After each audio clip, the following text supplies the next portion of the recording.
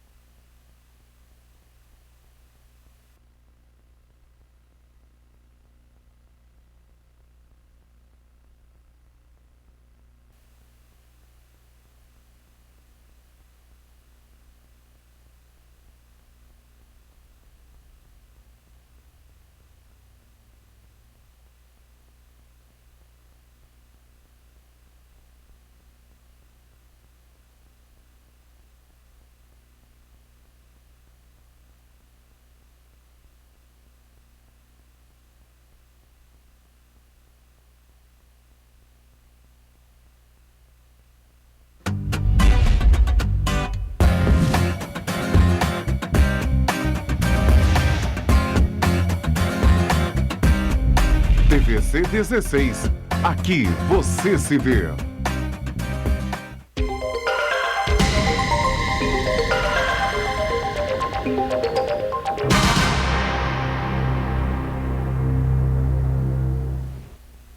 Olá, amigos do programa Enfoque Espírita. Programa esse que vai ao ar toda semana, levando a paz à sua casa. Por que tanta pretensão? Porque a doutrina espírita é um pouco diferente. Por isso que não se fala muito de religião espírita, mas sim de doutrina espírita. Por quê? A doutrina tem 3 aspectos. O filosófico, que explica que uns nascem perfeitos, outros nascem totalmente aleijados, uns morrem muito cedo, outros ficam riquíssimos, às vezes até em função de loterias. Enfim, a realidade é que nós somos diferentes uns dos outros e só tem uma explicação, é que nós vivemos muitas vidas. Então, independente disso aí, para vivermos muita vida, é o único meio de Deus ser justo, caso contrário não seria. Então, não existe aquela ideia de que nós vamos para um fogo eterno ou para um sofrimento infinito que não acaba, não. Pela doutrina espírita, nós somos criados simples e ignorantes, porém destinados à perfeição.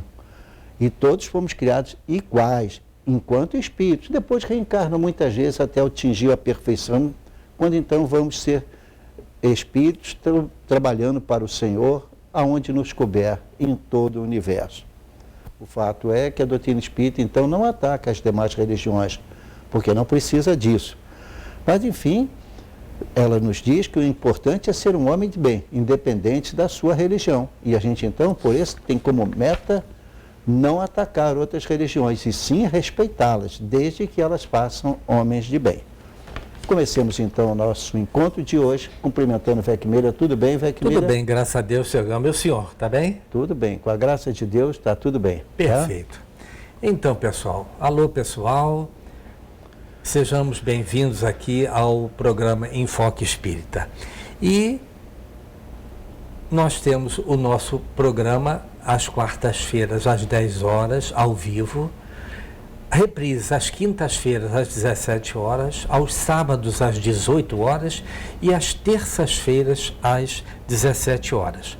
Lembrando que aceitamos perguntas, reclamações e sugestões. Claro, é só nos mandar um e-mail, enfoquegeralpetrópolis@gmail.com. E pode ser visto também o programa e toda a programação do canal 16 no Facebook, TV Cidade Petrópolis, tudo junto, perfeito? E também pode ser assistido pela internet, www.tvc16.com. E nesse momento, em comemoração aos 30 anos, no dia 30, nós comemoramos a passagem de Franciscano Xavier no domingo próximo. Então nós vamos pedir que coloque hoje exatamente uma oração feita pelo Chico. Em substituição à página que nós normalmente lemos, nós vamos colocar então uma oração feita pelo próprio Chico, que já é conhecida, já fizemos mais de uma vez aqui no programa, parece-me que 2 vezes, essa será a 3ª vez, porque o programa de hoje vai ser excepcional. falando-se muito sobre Francisco Cândido Xavier, como uma homenagem para ele mesmo, tá? Deixou tanta saudade, fez tanta coisa bonita, foi o transmissor de grandes verdades, graças a Deus. Então vamos lá, André, vamos colocar a oração com as palavras do próprio Chico Xavier.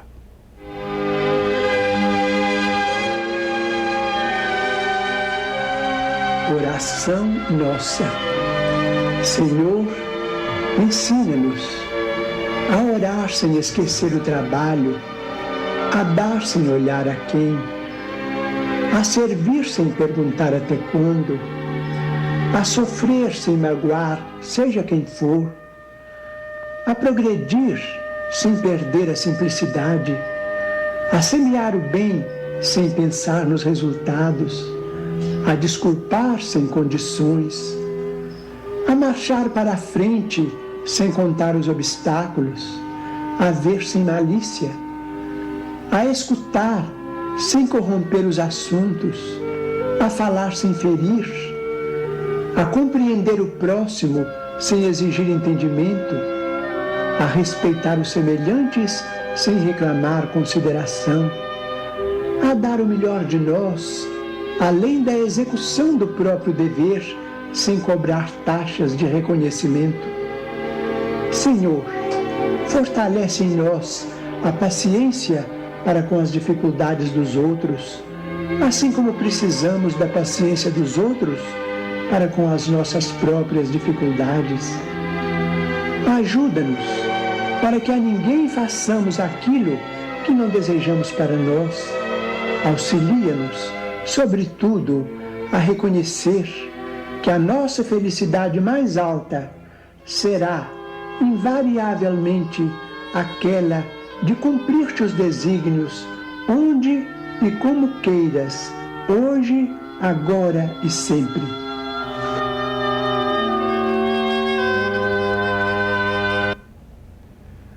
Assim, começamos uma pequena homenagem a Francisco Cândido Xavier, porque no dia 30 de junho foi o falecimento do Chico, em 2002. E nós vamos falar muito sobre isso hoje, se Deus quiser, se o tempo der e o programa permitir. Então nós vamos falar sobre o Chico, porque eu não conheci na face da Terra uma outra pessoa, e acho que não houve, pelo menos no século XX. É claro que estamos falando apenas de seres normais. Jesus não, Jesus era hors concours, vamos dizer assim. Obviamente, né, o espírito público responsável pelas nossas vidas e pelo planeta Terra, especialmente segundo a doutrina espírita. Então, temos no Chico Xavier uma figura extraordinária que no século XX eu não conheci alguém que viesse com as dificuldades que ele veio, mas tivesse feito a maravilha que ele fez. Vamos falar sobre isso, se o tempo permitir. Perfeito. Mas vamos lá, continuar primeiro o nosso estudo. O estudo, perfeito. Então, pessoal, nós estamos estudando o Livro dos Espíritos, tá? Já fizemos a primeira parte, a segunda parte, e estamos no início da terceira parte, sob o título das Leis Morais, que é composto de 12 capítulos. E o primeiro capítulo tem o título da Lei Divina ou Natural. Hoje continuaremos o estudo do tema Caracteres da Lei Natural. Primeira pergunta: o que se deve entender por lei natural? É a lei de Deus, Weckmiller. Então, é aquela que nós entendemos que Deus fez, então essa nós não podemos mudar. Ela é permanente, ela é eterna, ela é imutável, a lei de Deus não muda. E ela é igual para todos os seres criados. Então, uma maravilha, a primeira maravilha é a gente saber que existem essas leis eternas, porque são leis divinas. Perfeito. E essas não mudam. Pode mudar o conhecimento do homem, mais uma opção de coisa, mas as leis eternas permanecem. Por exemplo, aquela de que somos criados simples e ignorantes, porém destinados à perfeição, repetida várias vezes no Livro dos Espíritos, e também as demais leis decorrentes dela, da nossa criação. E todos nós partimos do mesmo princípio, todos nós fomos criados iguais, só que um há mais tempo e outro há menos tempo. Porque Jesus afirmou isso: meu Pai trabalha e eu também trabalho. Então, o trabalho de Jesus era manter e divulgar digamos assim, a rota de salvação para todo homem, independente da religião. Da religião, isso. Essa é uma beleza que a doutrina espírita diz. Sim. Que a gente não pode esconder isso, nem esquecer disso. Claro, lógico. Né? Existem religiões que nós respeitamos, mas algumas dizem que só através delas se salva. Não diz isso a doutrina espírita. Se você for um homem de bem, que ame a Deus sobre todas as coisas, ao próximo como a si mesmo, se você faz a caridade e exerce o perdão tantas vezes quanto possível, ora, você é um exemplo para a sociedade, é um filho de Deus privilegiado, Perfeito. Independente da sua religião. Tá? Essa é a grande beleza da doutrina espírita. Perfeito. Tá? Então, no meio de divergência, etc., entre outras religiões, a doutrina espírita vive tranquila, porque ela não ataca. Claro. A quem quer que seja, não diz que é melhor que as outras, tem um princípio que é da lei eterna. Acabou. Perfeito, E perfeitíssimo. está assim para todas, mas a gente respeita o Claro, ponto o ponto de cada um. vista de cada um. Perfeito. Então, a segunda. A lei natural é eterna como as demais leis de Deus? Sim, eu disse, ela é eterna e é imutável. Então não há possibilidade de Deus mudar as ideias dele, tá? Simplifica, mudar as suas leis. Não vai mudar, porque o dia que ele mudar, por exemplo, né, a gravidade, imagina o que vai ser de nós.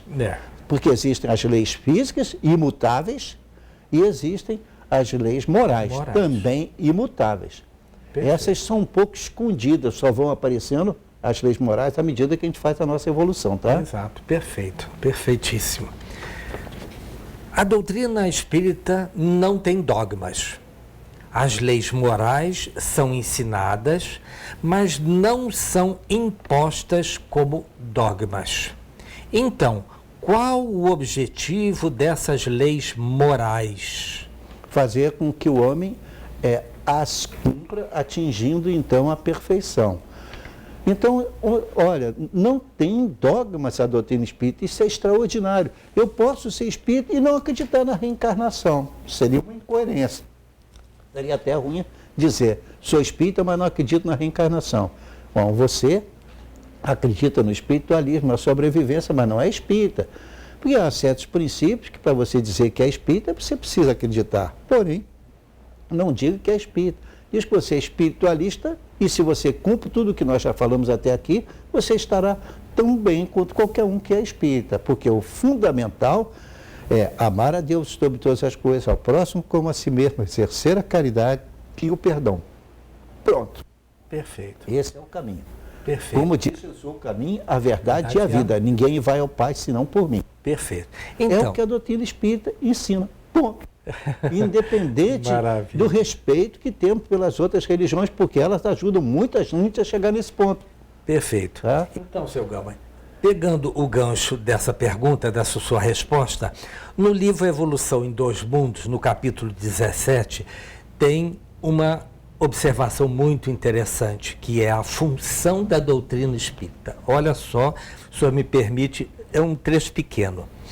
Os orientadores de progresso sustentam a doutrina espírita na atualidade do mundo por chama divina, cristianizando fenômenos e objetivos, caracteres e faculdades, para que o Evangelho de Jesus seja de fato incorporado às relações humanas. Neste caso, especificamente, esses orientadores são os espíritos superiores que nos ajudam na nossa transformação e no nosso conhecimento, seu Gama? Obviamente, os espíritos que nos orientam quando são superiores, eles têm muita dificuldade de se comunicar com a gente, porque precisam de médiuns com muito cuidado na sua transformação moral, no cumprimento das leis morais. Perfeito. Veja, por exemplo, que para justificar, por exemplo, o Chico vivia para a caridade.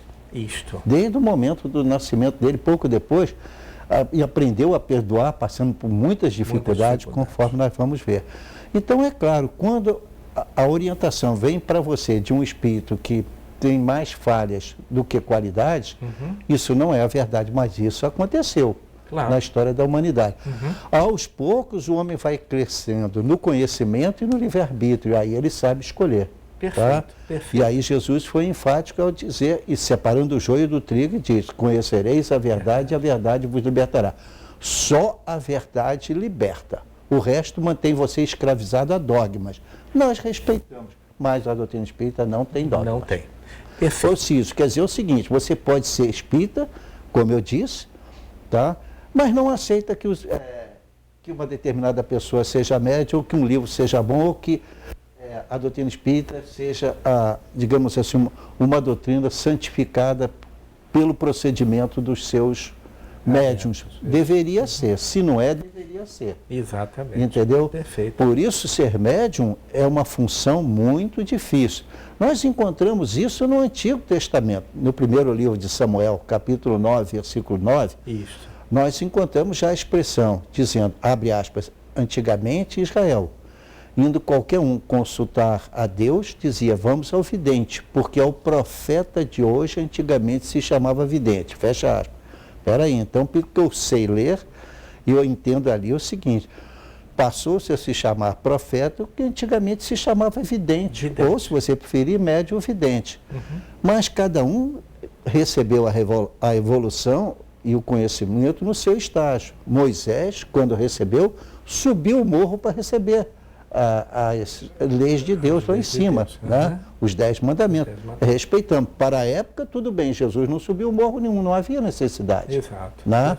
De perto ele ensinava. E a doutrina espírita, já depois, quando houve a evolução do conhecimento, não são seres humanos, são os espíritos que se manifestam e vêm explicar aquilo que está previsto na primeira epístola aos Coríntios, capítulo 12, quando fala sobre os dons espirituais. Como São Paulo descreve, o dom de ver os espíritos, o dom de curar, etc. Procurem lá. Perfeito. Prossigamos. Então, elas podem ser cumpridas por participantes de outras crenças? Podem, perfeitamente, não tem problema. Como já frisamos, o que se pede não é dinheiro, de hipótese nenhuma, nenhum favores, nada. É uma regra de bem proceder. Perfeito. Só que há limites. Em tudo na vida há limites. Claro. Para a nossa vida há limite, porque não haveria para isso. Há limites. Cabe a um julgar como? Através do livre-arbítrio. Livre-arbítrio. Perfeito. Então agora nós vamos passar para um outro título, que é Conhecimento da Lei Natural. Pergunta: Deus concedeu a todos os homens os meios de conhecerem a lei de Deus? Bom, deu independente no estágio de evolução que estava. Como Moisés, naquela época, determinou certas coisas que hoje são consideradas absurdas, mas não eram para a época dele. Naquela época não, era aceitável. Mas hoje em dia, não, evidentemente. Mesmo assim, quando você analisa os 10 mandamentos, você vê, por exemplo, o que se vê logo nos ensinamentos subsequentes, que a mulher naquela época não era considerada como tal hoje em dia. Então é uma questão de evolução da ciência que permite então ao homem tomar conhecimento. Então a revelação não pôde ser feita toda só por Moisés, porque o pessoal não estava preparado para receber as leis, nem mesmo totalmente por Jesus, tanto que Jesus disse, né, no capítulo 16 de João, ele diz claramente, ainda tenho muito que vos dizer, mas vós não estáis preparados para suportar agora. E no capítulo 14, ele então diz, mas quando eu me for, eu pedirei ao Pai, e ele enviará outro Consolador, que ficará convosco para todo sempre. Ele vos fará lembrar de tudo quanto vos tenho dito e vos ensinará todas as coisas. Então, aí houve época em que Jesus mesmo disse, eu não poderia fazer tudo, mas ele vai enviar o Consolador. Você interpreta o Consolador como quer e nós respeitamos. Aquele que inspirou a verdade, ou está inspirando ainda, é o Consolador que Jesus nos remeteu. Mas, no princípio, eles pensaram que Jesus voltaria como sendo o Consolador. Hoje, a nossa visão não é. Ele disse que enviaria, ele disse, eu viria sendo o Consolador. Ele não disse isso. Ele disse que ele enviaria o Consolador. Também não atestou que seria uma pessoa ou um ser. Seria o Consolador. O que é? Cada um tira a sua conclusão diante daquilo que conhecendo, usando a inteligência e o livre-arbítrio. Perfeito. Então, outra pergunta. Chico Xavier foi um exemplo de homem de bem. cumpridor das leis morais. Podemos discorrer um pouco sobre a vida de Chico Xavier, cujo desencarne foi no dia 30 de junho de 2002? Não só podemos, como devemos, como uma homenagem, uma exato. Gratidão a Francisco Cândido Xavier, pelo seu incomensurável trabalho. Perfeito, Tá? perfeito. Então, quando e onde nasceu Chico Xavier? Bom, pois é. Então, Chico Xavier nasceu em Pedro Leopoldo, tá? Então, aqui eu tenho alguns dados que, é claro, esse eu não preciso estar decorando isso, né? A gente não cita sempre. Chico nasceu no dia 2 de abril de 1910, na cidade de Pedro Leopoldo, em Minas, e faleceu em Uberaba, vamos dizer depois quando, aos 92 anos, exatamente no dia 30 de junho de 2002. O seu pai era um homem muito simples, um vendedor de bilhetes de loteria. E a mãe, chamada Maria João de Deus, era doméstica, cuidava das coisas da casa. E ela faleceu em 1915, Chico nasceu em 1910, deixou o Chico ainda, não era bebê, mas ainda criança, com 5 anos. Uhum. Aí, antes de passar para a pergunta seguinte, a gente tem que dizer o seguinte: a mãezinha dele, sabendo que ia desencarnar, já era um espírito que tinha evolução e estava ligado ao Chico, que tinha uma meta muito grande a cumprir, ele ignorava, como toda criança ignora, mas na verdade ele ia ser um médium extraordinário. Então, ela disse para o Chico: olha, mamãe vai fazer uma viagem, mas você vai me ver, eu estaria aqui sempre contigo. Então o Chico começou, ainda bebê, não era bebê, um menino de 5, 6 anos, a conversar com a mãe. E nessa conversa ele foi se habituando a conversar com os espíritos que já tinham deixado o corpo físico. Foi aos poucos, e de tal forma que com o tempo sofrimentos diversos vieram e ele foi suportando tudo. Nessa atitude do Chico já se vê então que ele era o quê? Um missionário, tá? E como missionário ele cumpriu o que ele poderia fazer.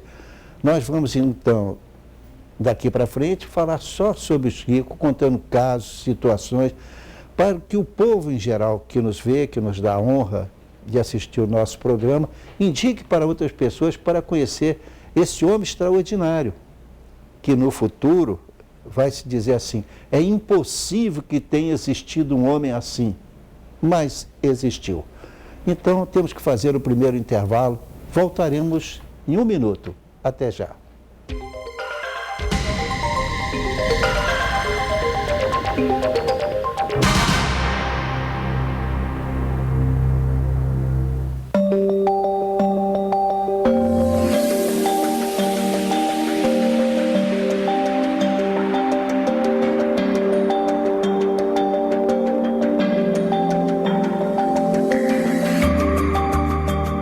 É só uma campanha de alerta. Adote o consumo consciente de água já, para que daqui a pouco não seja a gente nessa situação.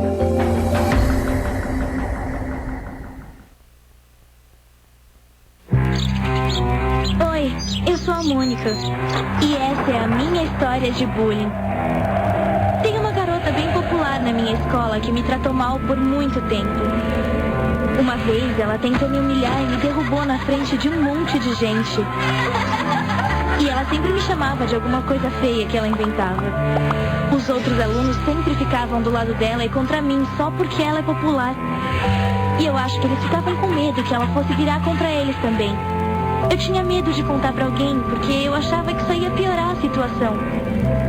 Mas a minha mãe viu que eu tava triste, então eu contei tudo pra ela. Ainda bem que eu falei. Minha mãe falou com a escola e explicou pra eles o que estava acontecendo. Agora a menina popular parou de ser chata comigo e com os outros também. E no final foi melhor pra todo mundo.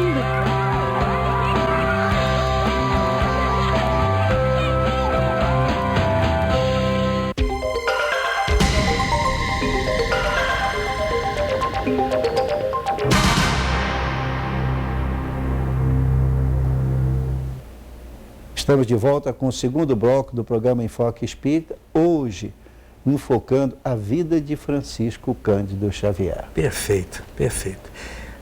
Pergunta, o Chico passou a viver com quem depois do pai falecimento? dele, A mãe. vários filhos, muitos filhos, então o pai distribuiu os filhos pelos amigos. Ele foi ficar com a madrinha. Mas o Chico, então, tinha aquelas visões e ele, então, contava para a madrinha. Coitada, a madrinha passou a não gostar dele, achando que ele era mentiroso, e dava surras nele, até espetando com garfo assim na barriga dele. Chegou a ter feridas nisso, né? E ele se lamentava, retirava para chorar, mas a mãe dizia, paciência, resignação, e que o Chico orasse muito. Então o Chico orava pela madrinha, mas o fato é que o pai, com o tempo, voltou a se casar. Mas até chegar lá, temos situações muito interessantes para ver como a madrinha o maltratava, e temos que ser rápidos para não contar os fatos. Havia uma criança que estava com uma ferida na perna, mais ou menos da idade do Chico. E alguém disse para essa madrinha que aquela ferida não tinha cura, só se fosse lambida por um outro menino. E a mãe, a madrinha, apontou para o Chico. O Chico apelou para a mãe, que aquela ferida ali, ele ia ter que lamber. Mas aí a mãe dele apareceu e disse, cumpra o que está feito, você vai ver o que vai acontecer. Na hora em que ele foi posto para lamber a ferida, ele lambeu, mas antes ele viu a mãezinha dele, desencarnada, jogando um pozinho na ferida. O Chico lambeu, não aconteceu nada a ele, o menino ficou bom. E, é claro, ela considerava o Chico assim um espírito à parte, porque ele fazia aquelas coisas. Mas também ela depois ia cessar a influência dela, por quê? Porque o pai do Chico, então, voltou a se casar, e aí passou a ter uma mamãe, de fato, na segunda esposa dele. Perfeito, okay? Perfeito. Pergunta, então fale-nos sobre a madrinha que o castigava sempre e a mãe que o consolava. Exatamente, foi o que nós antecipamos aqui, eu não sabia a pergunta que nós antecipamos. Perfeito. Então vamos à outra. Quando apareceram os sinais de sua mediunidade? Na verdade, desde o princípio que ele via a mãe, mas ele não tinha consciência disso. Tá? Ele achava aquilo normal. Certo. Os outros não viam, mas eu vejo. E ele confessava-se ao padre, ele era católico e temos que respeitar esse princípio. Ele então conversava, ele recebia então assim, não era um penitência, mas que orasse muito, um monte de Pai Nosso, etc. E ele rezava. Claro. Ele não tinha nada contra. Mas então a mediunidade foi a pouco explodindo. Começou então o Chico a trabalhar aos 9 anos, tá? E aí teve uma coisa muito interessante que eu gostaria de citar, eu tenho isso aqui anotado, porque, claro, não vou lembrar tudo na hora. Então, Chico tinha 12 anos, estudando no colégio, e aconteceu uma coisa interessante. O governo de Minas instituiu um prêmio para quem fizesse a melhor redação em relação ao centenário da independência. Bom, tinha que fazer a redação. E o Chico, então, ao começar a escrever, vem um homem, na sala, todo mundo colocado ali, tinha que fazer uma redação. E o Chico, vendo um homem, porque começaram a dizer, ele disse, olha, tem uma pessoa aqui ditando para mim. Ninguém acreditou, os alunos ali acharam grave. Então, começaram a dizer, se tem alguém ditando, que dê um tema, vamos ver se ele escolhe. O Chico disse, bom, se o moço aceitar, ele via Emmanuel. Não sabia que era Emmanuel ainda, mas via. E aí, então, os meninos, para zombar dele, um deles estava fazendo uma brincadeira, e fala sobre a areia.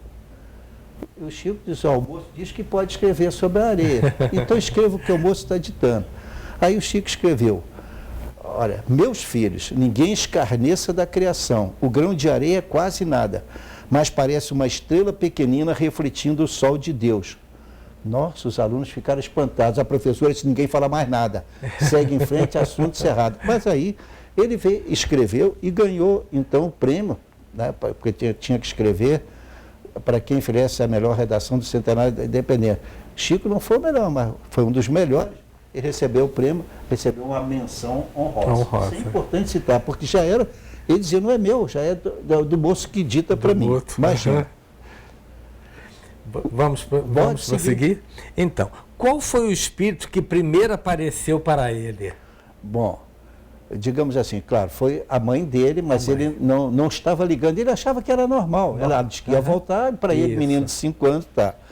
Depois, então, Emmanuel veio aparecer para ele, tá? Já bem mais à frente. Mas antes tem uma coisa curiosa, ele tinha uma irmã, das muitas irmãs que ele tinha, que chamava Maria da Conceição Xavier. E essa irmã, então, começou a ficar desequilibrada, quase louca, ia ser internada, e levaram ao centro espírita, o Chico foi até lá, aí tomou contato com a doutrina espírita, e ela ficou, o médico estava desenganando, e ela ficou totalmente boa. Aí o Chico pediu o padre que o orientava, que ele ia deixar a igreja para frequentar o centro, o padre pediu que ele rezasse muito, que não fizesse, mas ele fez, porque era a missão dele. Era a missão. E aí, então, a coisa seguiu, aí ele teve contato pela primeira vez. Agora, a primeira mensagem, ele considera assim, foi feita quando o Chico estava com 17 anos e 3 meses. Ele recebeu a primeira mensagem. Não veio assinada por Emmanuel. Veio assinada por muitos espíritos, mas aquela que veio pela primeira vez caracterizando que era de Emmanuel foi então, começava o treinamento do Chico, que durou 4 anos, por incrível que pareça, durou 4 anos, tá? O ensinamento dele, tá?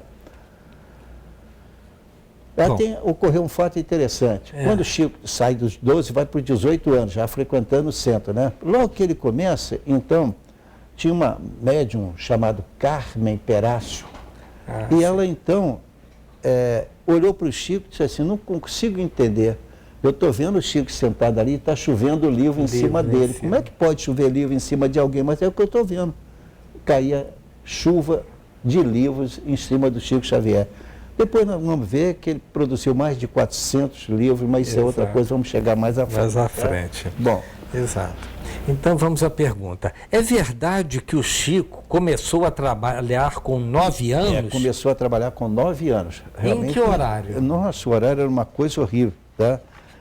Eu tenho aqui, ele, com 9 anos, ele começou a trabalhar e era de madrugada, impressionante isso. Era 15 horas da tarde até 1 hora da manhã. Nossa, mãe. Para uma criança com 9 anos. 9 anos, era começava às 3 horas da tarde, quando ele vinha do colégio, ia até 1 hora da manhã. Na época, era permitido, né? E depois, ele concluiu o curso primário aos 13 anos. Com 14, começou a trabalhar em um bar, ele não gostava, pelo que ele via, ambiente, tinha pessoas ali. Depois, com 16 anos, foi empregado em um armazém. E, então, ele aí começou a frequentar. Na verdade, ele dá uma declaração no livro Parnaso de Além Túmulo, logo no princípio, que foi o primeiro livro que ele recebeu, dizendo o seguinte, só nos últimos dias de 1931, com a graça de Deus, que desenvolveram-se em mim, de maneira clara e mais intensamente, a vidência, a audição e outras faculdades mediúnicas. Isso está onde? No livro Parnaso de Além Túmulo, foi o primeiro que ele soltou, e na introdução, palavras do Chico. Certo. Ele dizendo, surgiu essa faculdade, que São Paulo chamava, gente, de dom espiritual. E assim nós podemos seguir em frente. Tá? Perfeito. Então, o senhor a resposta já foi lá. Fale-nos sobre o centenário da independência e o prêmio já que o Chico... Nós já falamos isso, não é isso? Com que idade Chico concluiu o curso primário? Bom, pois o Chico concluiu o curso primário bem cedo, eu gostaria de caminhar mais à frente, mas vamos lá. Ele concluiu o curso primário com 13 anos. Com 13 anos. E não teve outros cursos depois disso, tá? A não ser o de datilografia, que ele passou a trabalhar. Perfeito. Eu gostaria de frisar pela importância de Emmanuel, tá? O Chico, como missionário, que veio com aquela mediunidade que aflorou aos poucos, porque depois de 4 anos, demorou 4 anos treinando, sempre vinha um espírito amigo ou qualquer coisa, mas não vinha nome. Depois de 4 anos, em fim de 1931, apareceu então para ele Emmanuel. Ele estava em um açude, conhecida a história desse açude, tá? Sob uma árvore. Quando ele então teve uma visão, ele já via espírito, via a mãe dele muitas vezes, então ele já estava habituado, viu outros espíritos, tá? Então, Emmanuel virou para ele e disse assim, você está disposto a utilizar essa sua mediunidade na difusão do Evangelho de Nosso Senhor Jesus Cristo? Sim, disse o Chico. A entidade olhou para ele, parecia um homem romano naquela época, né? Que viveu na época de Jesus, vestido uma roupa assim, muito importante, era uma roupa de senador ou qualquer coisa. Então, Chico diz para ele, o que eu devo fazer? Ele diz, se você aceita, de mim, de você, existem 3 pontos básicos. Aí o Chico diz, qual o primeiro? Disciplina. O segundo, disciplina. E o terceiro, disciplina. Aí você aceita, Chico? O Chico diz, aceito. Então você se prepara que você vai começar a receber livros. E o primeiro livro que veio, então, foi Parnaso de Além Túmulo, que alertou o país, chamou a atenção. Porque ali tinha inúmeros poetas e autores diversos que vieram com coisas maravilhosas. No princípio, começou assim. Depois vieram livros extraordinários, né? Ele começou a trabalhar no Ministério da Agricultura. Mas aí, vamos lá, o que está mais escrito aí para a gente não falhar? Isso. E os demais empregos que Chico teve, inclusive o do Ministério da Agricultura? O mais importante, ele trabalhou num bar. Isso. Né? Eu já citei. E no último, ele passou a trabalhar no Ministério da Agricultura. Isso. E ali ele foi até o final da vida e até se aposentou. O que ele fazia lá? Datilografia. Por acaso? Não. Por quê? Quando começou a vida psíquica do Chico, recebendo os livros, ele primeiro psicografava. Depois ele sentava na máquina de escrever o que ele psicografou, que não dava para ele acompanhar. Então, naquele momento, ele batia e já ficava pronto para mandar para a editora. A editora. Que maravilha. Fazenda Modelo, não é isto? Exato. Então, nessa época, a mediunidade do Chico produzia fenômenos raríssimos, tá? Por exemplo, a psicografia, é raro de ver isso, especular. Sim. Que eram mensagens em inglês, mas que ele não conhecia inglês, que você só via com a ajuda de um espelho. De um espelho. Porque era especular, quer dizer, vindo através de um espelho. Ou seja, ao contrário. Ao contrário. Então você colocava um espelho para ver o que estava escrito em inglês. Ele tinha que treinar aquilo em inglês, mas não tinha inglês. Não falava. Nossa. Então, ele, durante muito tempo, psicografou também receitas nas sessões públicas, sempre com tratamento homeopático, tá? Aí desenvolveram rapidamente a evidência, a audição e inúmeras outras faculdades mediúnicas que, com o tempo, que foram aparecendo à medida que ele foi evoluindo, como tudo, né? Perfeito, perfeito. Aí aparece, então, um escritor extraordinário, que morreu em 1934, chamado Humberto de Campos. Tá? E houve um processo contra o Chico, que ele começou a receber e assinou Humberto de Campos. Aí o Chico, o juiz reconheceu que não era possível saber se aquilo era de Humberto de Campos ou era de outro espírito. E que então não podia condenar o Chico. Aí ele passou a psicografar daí para frente com o nome de Irmão X. Mas aí tem um fato extraordinário que vale a pena a gente contar. Não sei se está aí no relatório, mas é muito curioso, eu acho isso lindo. 2 repórteres da revista do Cruzeiro, Davi Inácia, tá? Exato. E Jean Manzon, foram lá para desmascarar o Chico. Exato. Os dois não acreditavam naquele negócio. E aí chegaram até lá, e, gente, parece incrível. Quando chegaram perto do Chico, disseram o que era, eles não sabiam da mediunidade do Chico, que Emmanuel contava tudo ao Chico. Mas o Chico, Emmanuel mandou que ele recebesse com todo carinho. Eles fizeram um monte de perguntas, não sei o que, o Chico respondeu a tudo. Aí eles disseram, pegamos esse homem, eles não sabem que nós somos repórteres da revista Cruzeiro, nós vamos arrasar com eles. Fez um monte de perguntas, obteve a resposta do Chico, e o Chico, então, no final, no dia de sair, deu um livro dos Espíritos para um, ou o Evangelho, não sei, e deu para outro, um livro mediúnico também, acho que foi o livro dos Espíritos para um e o livro dos Espíritos para outro. E eles viajaram para o Rio dizendo, nós vamos destruir esse médium, acabar com ele. Mas o Jean Manzon, quando chegou em casa, sentou na máquina para mandar porreta em cima do Chico, né? E acabar com aquela história, abriu o livro, estava escrito assim, a Jean Manzon oferece Emmanuel. Ele disse, o homem sabia. Como? Aí telefonou para o Davi Inácio e o Davi, sei lá, mais ou menos com esse termo, recebe ao irmão, eu tenho aqui, ao irmão Davi Inácio oferece Emmanuel, idêntica dedicatória para Jean Manzon. Porque um telefonou, né, para o Davi Inácio e disse, Davi, dá uma olhada aí no livro. Ele disse, ih, rapaz, tem uma oferta aqui, ele sabia o tempo todo. Então, não vamos contar a coisa, não é bem como nós estamos pensando, ele sabia de tudo.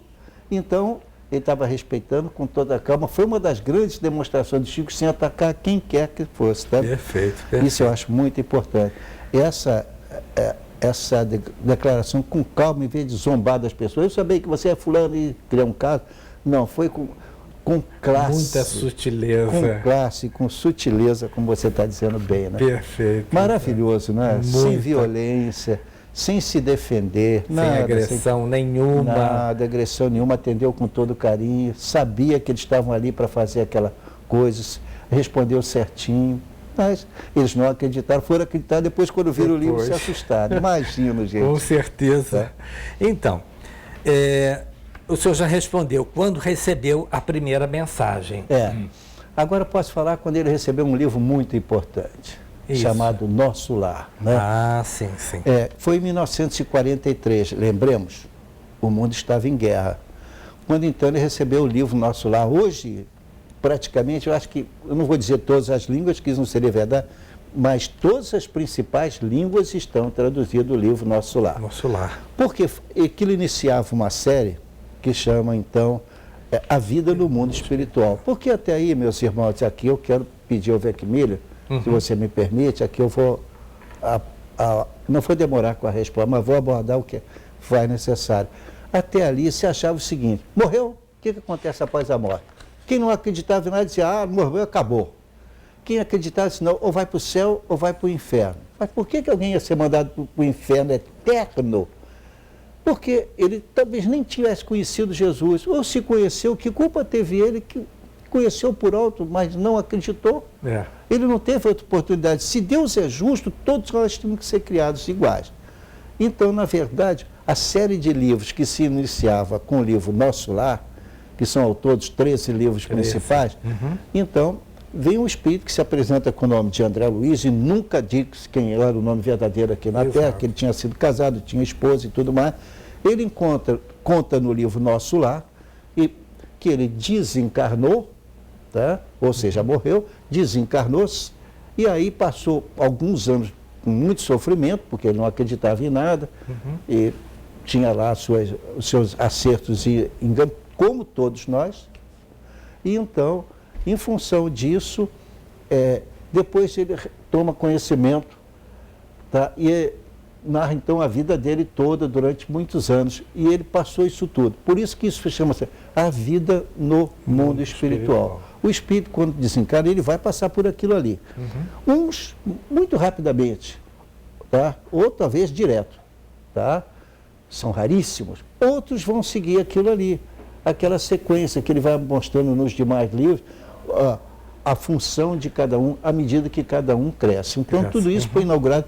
E isso não existia antes dessa série de Chico Xavier. Repare, o título dessa série é A Vida no Mundo Espiritual. O que acontece com alguém quando desencarna, depois... Como é que existem os missionários da luz, por que quando eu casei com uma determinada pessoa e ela comigo, não por acaso, porque Jesus já disse isso, né? Capítulo 10, versículo 34 em diante, quando, então, Jesus disse assim, não vim trazer paz, mas a espada, porque ficará a filha contra a mãe, o filho contra o pai, e a nora contra a sogra, e aí os homens entenderão que o inimigo do homem está dentro da própria família. Por quê? Porque se eu faço mal a alguém, quem veio explicar isso é a doutrina espírita. Quando eu faço mal a alguém, e esse mal é muito grande, vamos dizer assim, matei um filho dele, uma coisa horrível, matei um filho dele, de propósito, consciente. Então, o filho foi prejudicado, tem gente que passou a odiar-se ali na Terra. Então, vão reencarnar como? Como é que vai quitar essa falta? Vão reencarnar um como filho do outro, como pai, como irmão, dentro da mesma casa. Jesus foi claro dizer ali, mas Marcos também aborda isso, mas não é o caso aqui hoje, nós queremos fazer a coisa de uma maneira diferente. Então, olha, até 2010 já tinham sido vendidos mais de 4 milhões de exemplares desse livro Nosso Lar. Nossa. Depois disso já passou bem mais, tá? E então, aí começa a explosão do Chico Xavier enquanto médium. Mas não, vamos seguir em frente, por Perfeito. Então, o senhor já nos disse quando surgiu o livro O Nosso Lar, tá certo? Mas voltamos um pouquinho atrás. Quando mudou-se para Uberaba e o porquê que ele fez essa mudança? O que acontece é o seguinte, ali em Pedro Leopoldo, é uma cidade que fica próximo de 80 a 90 quilômetros da cidade de Belo Horizonte. E ali o Chico tinha muito conhecimento. E então ele morou em diversas casas, porque ele não tinha. Mas enfim, ele morou em diversas casas, de parentes, etc. E foi crescendo e assumindo a responsabilidade de educar os irmãos. Os irmãos. Tá? Só que no final haviam verdadeiras romarias a Pedro Leopoldo, tá? Enquanto o Chico estava recebendo os livros. E com isso as pessoas começaram lá a atrapalhar a vida normal da cidade, a da própria família dele, que as pessoas entravam pela casa dele adentro, pedindo, querendo tudo. Não bastava o atendimento lá. O Chico, já estando, então, aposentado, nasceu em 1910, para estar agora em 1934, já tinha tempo suficiente para isso, né? Então, o Chico, aposentado, vai para Uberaba, tá? E ele então vai para Uberaba e... perdão, acho que eu falei aqui alguma bobagem. Ele vai, na verdade, eu queria citar, é o contrário. Surge o livro Nosso Lar. Isso. E quando é que ele vai para Uberaba? Eu tenho aqui ver a data certinho, para não fugir da coisa. Bom, é porque tem outras coisas que eu queria falar e eu gostaria de apontar. Bom, ele vai para Uberaba, eu tenho aqui em algum lugar, não quero dizer que não, nem que sim, mas eu tenho aqui com certeza. Ele vai para Uberaba. 1959. Muda-se para Uberaba por motivo de saúde. Então, havia duas coisas que incomodavam ele. Quer dizer, esse número de pessoas que o procuravam, e Uberaba não era o clima ideal para ele. Uberaba não, em Pedro Leopoldo. Então, ele teve que se mudar, e mudou-se, volto a repetir, em janeiro de 1959 para Uberaba. E lá, então, ele veio encontrar Valdo Vieira, que nós vamos dizer em passagem, teve alguns livros que foram psicografados pelos dois, tá? O Chico ainda recebeu os capítulos pares, vamos dizer assim. E o Valdo os ímpares, ou vice-versa. Ali, e então, o outro recebia em Uberaba, quando juntava os livros, que eles iam saber para provar a tal correspondência cruzada. Isso. Mas nós temos que fazer o primeiro intervalo. O segundo intervalo, como a vida do Chico é muito rica, tem muita coisa para falar. Nós voltaremos em um minuto. Até já.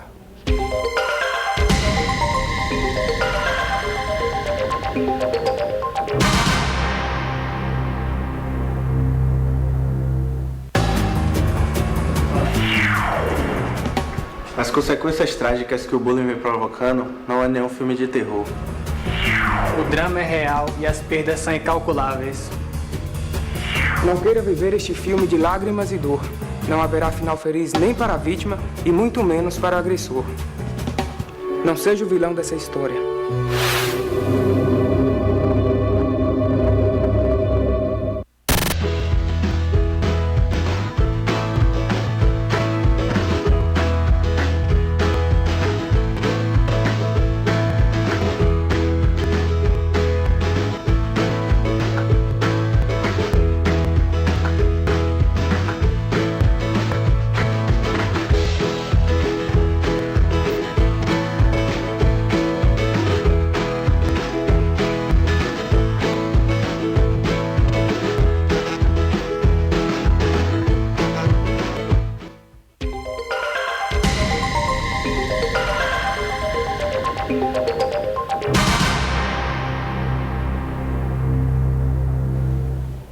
Estamos de volta com o último bloco do programa Enfoque Espírita, hoje fazendo uma referência, relatando o que foi a vida do nosso querido Francisco Cândido Xavier. Um homem que a gente não sabia se ele estava encarnado ou desencarnado, a facilidade com que ele conversava com os espíritos. Exato. Aliás, não é uma piada, tá? Mas as pessoas chegavam perto dele, ele chegou ao ponto de dizer assim, você é desencarnado ou encarnado? Porque tamanha a transição que havia entre os dois mundos, vamos supor assim, ele literalmente disse isso. E a pessoa, logicamente, falou assim, ainda não, Chico, eu estou encarnada. São pequenos detalhes da vida Olha, dele. são milhões de detalhes. Uma pessoa foi até o Chico, mas ele era espírita, e foi até o Chico cumprimentou ele direitinho e tal. Ele disse assim, a sua madrinha diz que está muito bem, manda um beijo para você. Ele disse assim, o Chico não está bem não. Eu vim do Rio Grande do Sul, minha madrinha está bem pra caramba. Naquela época não tinha celular. Aí já ficou meio assim, olhando o Chico, aí saiu dali e telefonou para casa. O telefone naquela época tinha que mandar chamar. Aí mandaram chamar em casa. Estive aqui com o Chico, mas ele ainda falou uma bobagem aqui para mim. Coitado do Chico, ele está muito velho. E sabe o que ele falou? Do outro lado, ele mandou dizer que a tia fulana... a tia fulana faleceu, não tem tempo aí de se comunicar. Aí disse, nossa, o Chico recebeu aquilo com naturalidade, informou, o outro já tinha... o cara não sabia que a tia tinha falecido. Ele veio do Rio Grande do Sul, naquela época demorava um pouco. Como vendedor, ela tinha morrido há 3 dias atrás, já estava bem, informando aquilo para o Chico. Fatos assim... Nossa, era um monte deles. Muita coisa, muito bom. Inacreditáveis. Então vamos a outra pergunta. Quando foi que Chico foi indicado para o Prêmio Nobel da Paz? Antes disso, eu posso te falar sobre uma coisa extraordinária. O Brasil parou para ver Chico Xavier. Sim. Sabe? Exatamente. Foi em julho e dezembro de 1971, quando a extinta TV Tupi fez o programa Pinga Fogo, que bateu todos os recordes nos 2 dias. Não teve horário, não teve nada. E o Chico fez aquilo com a maior naturalidade, explicando que ele era assim, as coisas aconteciam perto dele e ele não tinha por que duvidar. Aí eu posso dizer a você, foi um sucesso tão extraordinário que conseguiram recuperar da época, fizeram um livro, alguma coisa, né? Mas você me perguntou sobre o Prêmio Nobel da Paz. Ele foi indicado, tá? Dizia que não merecia, que não queria saber dele, que a obra não era dele, a obra era dos espíritos, e assim ele diz sempre. Mas ele atendia desde 5, 6 horas da matina e às vezes até as 3 horas da madrugada, tá? Atendia em favela, hospitais, tudo. Depois veio o resultado, ele foi indicado com muito mérito, mas não aceitou. Chico era muito voltado para a prática da caridade, né? Então ele visitava presídios, multidões o procuravam e ele tentava atender todo mundo, por isso que atrapalhava em Pedro Leopoldo também, tá? Na época de Natal, as filas chegavam a atingir, gente, quilômetros de comprimento para receber as coisas do Chico, tá? Presentes, etc., porque todo mundo deixava. E o Chico nunca aceitou nada. Então teve um caso interessante, um homem que chegou para ele, Chico, está aqui, ó, trouxe para você, então, isso aqui é um anel, por favor, mas trouxe para você aqui uma caneta linda para você que você vive escrevendo. Chico pegou, que maravilha, meu irmão. E caneta cara, Chico, muito obrigado, é presente para você. Chico botou ali em cima. O senhor se retirou, o primeiro que chegou, isso aqui, meu filho, acabei de ganhar, vou dar para você uma caneta ali. O outro olhou, e o Chico disse, eu não posso ficar com o presente, então tá. Disse para o segundo. Ele me deu, fiquei muito agradecida, mas esse aqui é seu. Na hora. Entendeu? Isso marcava. Multidões o procurava, sabe? Nessa época, então, ele passa a fazer um trabalho de caridade maravilhoso, gente. Ele recebia mensagem de jovens desencarnados, e aí os jovens vinham contando 3, 4, 5, 8 parentes com os nomes, dado o local onde foi. O Chico nunca tinha visto, e aquilo acontecia. Aí teve uma coisa extraordinária, o Mineiro do Século, tá? Uma votação que apareceram em todas as cidades de Minas, participaram dessa votação, mas o Chico, apesar de ter figura como Santos Dumont, figura como Juscelino Kubitschek, o Chico foi eleito Mineiro do Século. Ele disse, não mereço isso, não mereço, mas foi eleito como Mineiro do Século. Exatamente. Bom, mas é claro, o tempo passa e o Chico vem a ficar infartado 2 vezes, ele era cego de um olho, Ele até ficou semi-paralítico, carregado pelas pessoas de um lado para o outro, tá? Tinha psicografado, nessa época, 417 livros, mas depois veio muito mais. Você tem a relação dos livros? Tem aqui atrás, olha. Nesse livro, Chico Xavier, Mandato de Amor. Você tem uma, eu tenho outra aqui. Tá? 432 livros. 432? 432, pelo menos é o que está aqui. Não, tudo bem, é o que está aí, eu estou confrontando com o meu aqui. Chama-se o livro Deus Conosco, eu também já tenho. É um livro grosso, tá? É interessante, que é já do livro Vinha de Luz, da editora Vinha de Luz. Então, uma obra extraordinária. E muitos dos seus livros, que ainda, isso enquanto ele estava vivo, depois localizaram algumas coisas, principalmente mensagens desencarnadas, e surgiram mais alguns livros. Livros, isso. Bom, aí o governo de Minas, quando soube que o Chico veio a falecer, né, porque no dia... E aí tem uma coisa interessantíssima. Ele recebe o título de Mineiro do Século, mas ele não queria aceitar, achava que não merecia, mas teve que engolir aquilo, ficou feliz, né? Porque estava cumprindo a sua missão. Bom, mas aí o Chico, chamado Amor, o Homem Amor, recebia todo mundo. Bem, aí o Chico começou com uma coisa estranha. Ele dizia que ele gostaria de morrer no dia em que o Brasil estivesse muito feliz. Ninguém deu bola para aquilo. Por quê? O que é que tem a ver o Chico com o dia que o Brasil está muito feliz? Que ouviam aquilo e bola para frente. Pois bem, um belo dia, o Chico virou-se para o filho adotivo que ele tinha, então disse que ele queria cortar o cabelo e preparar a barba. Chico, hoje não pode. Hoje tem decisão de Copa do Mundo, não dá para você fazer isso. Chico, mas eu queria muito. Não, não vai fazer não, porque não tem motivo, não consigo nem gente para vir aqui. Bom, e o Chico insistindo que ele queria estar mais bonito depois de morto, rapaz, veja só. Mas aí, não teve jeito, ora.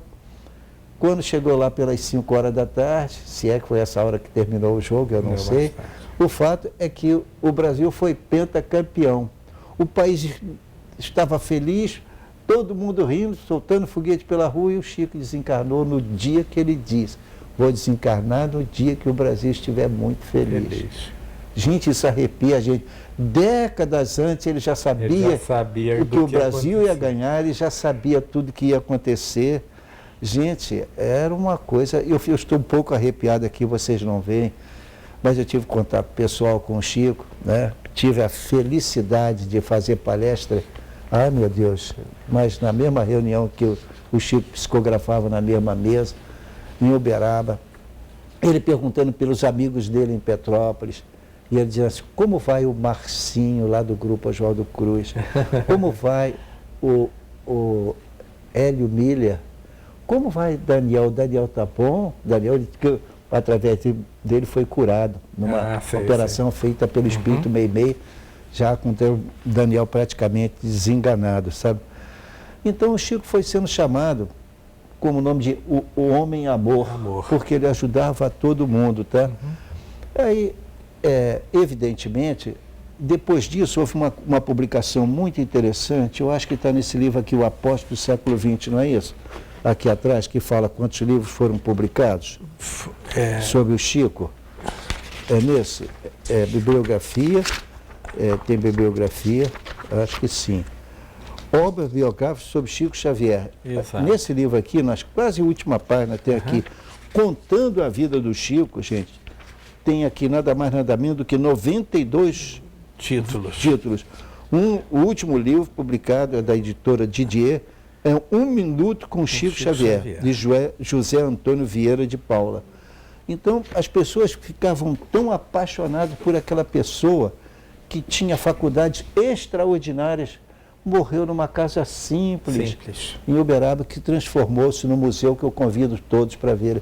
Gente, se tem um local que aquele que se diz espírita deve ir, é a Pedro Leopoldo, ver o princípio, o carinho que tem pelo Chico lá, pela imagem do Chico, pela história do que ele fez pela cidade, e depois, na mesma, visitar Uberaba, onde fizeram um museu. A casa era do Chico, você vai ver lá, do local onde ele sentava, a cama, datilografava, aquela coisa. Já muito velho e já não conseguia nem datilografar, mas aí alguém datilografava para ele, guardando as mensagens, está tudo muito bem guardado. O fato é que eu posso dizer uma frase muito bonita, sabe? O Chico foi o homem que ensinou o amor de uma forma extraordinária. Perfeito. Afirma Joana de Anjos que ele, após desencarnar, foi recebido diretamente por Jesus. Nós acreditamos que sim. E Gandhi, o grande espírito Gandhi, ele disse o seguinte: quando um único homem atinge a plenitude do amor, ele neutraliza o ódio de milhões. Essa é a ideia que eu tenho do Chico Xavier. Ele neutralizou, né, o ódio de milhões através da intensidade do amor daquele homem. Conversar com ele, a gente parecia que estava despido, porque ele conversava com a gente e dizia assim: ali fulano com mais cicrano, e se um está encarnado, o outro não está, e você ia confirmar, realmente estava com ele. Ele nunca tinha visto aquelas pessoas, então eram coisas assim, inacreditáveis. Por isso é que eu disse, né? O homem é amor. Né? Provavelmente, daqui a décadas vão dizer, não é possível que tenha existido um homem assim, mas existiu. Mas com certeza. Muito obrigado, Chico Xavier, pelo teu amor, teu carinho para nós. Vamos sair daqui, que já determinaram lá. Nosso final, né? Faça o seu agradecimento para o Chico também. Tá certo. Então, o nosso abraço sincero e amigo a ti, senhor Francisco Cândido de Paula Xavier. Porque, para mim, o senhor é o senhor amor.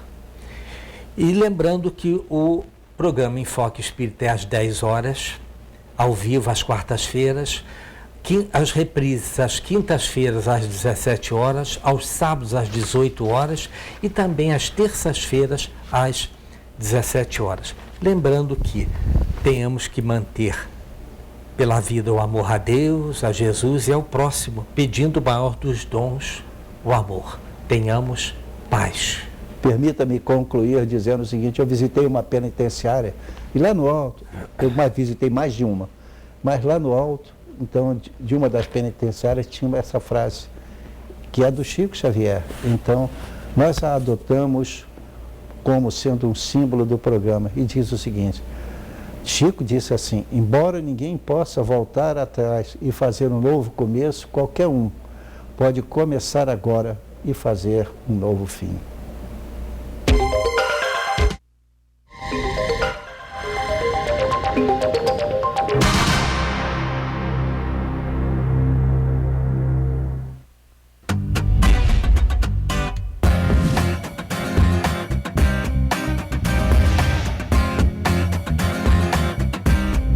TVC 16. Aqui você se vê. E festa boa! 50 anos no Arraial do Bramido. Tanta coisa pra fazer. Tem canjica pra mexer. Tem coco pra ralar. Tem oferta pra escolher. E preço de arrasar.